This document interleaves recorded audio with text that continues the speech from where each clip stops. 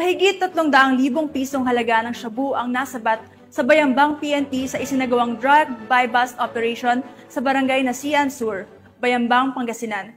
Ang report mula kay Patrol Woman Dennis Carinal.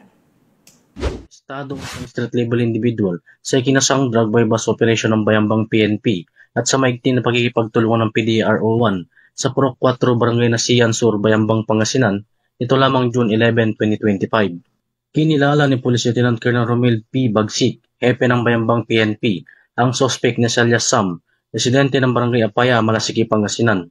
Sa naturang operasyon, nakumpiska mula sa sospek ang 11 heated transparent plastic sachet na naglaman ng white crystalline na inihinalang shabu na tinatagang humigit kumulang 53 grams na may halagang 360,400 pesos, 1 piece 500 buy-bust money, 1 piece 500 bodol money, 1 piece plastic toter, 1 plastic straw, 2 pieces lighter, 2 pieces aluminum foil, 1 Realme cellphone, 1 black motopus motorcycle.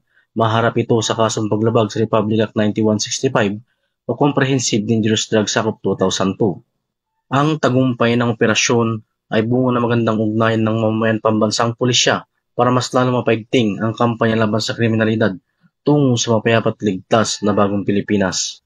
Mula dito sa Picadillo, Ilocos Region, ako po ang inyong Police News Network Correspondent, Patrolman Dennis Carinal, alagad ng batas, tagataguyod ng Balitang Pulis.